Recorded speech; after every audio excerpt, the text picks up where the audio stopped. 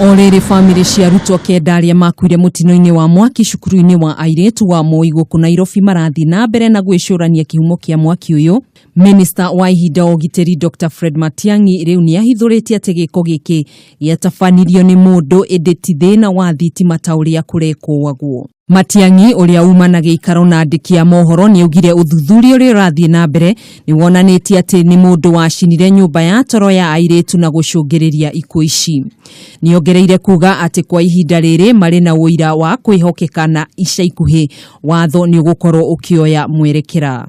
We cannot resolve a conflict in a school or a conflict on the headship of a school by banning the school. We have this very, very strong view that we need to relook again at the way in which we manage and process discipline issues in our schools across the country. Let's be very honest with one another. Some of the things we are doing are irresponsible and they are not helping our children in the process. Ihinda-ini riu Matiang'i niongereire kuuga ati kwa ihinda riri arutwo othe aria mari cukuru-ini ucio ni marikitie gukurikana na guteaniria muhu ati amwe ao matiramenyekana kuria mari.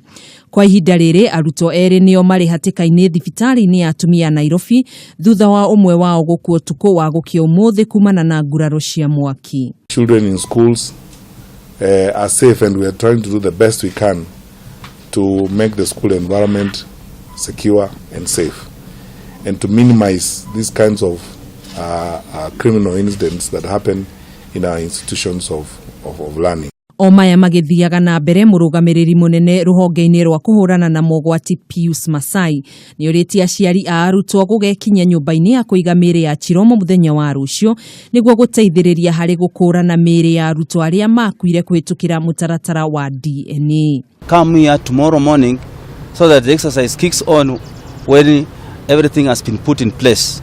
One step will involve the close relatives of the deceased giving a police statement. The second step will include taking DNA samples for purpose of identification. The DNA samples will be taken from the mother and the father.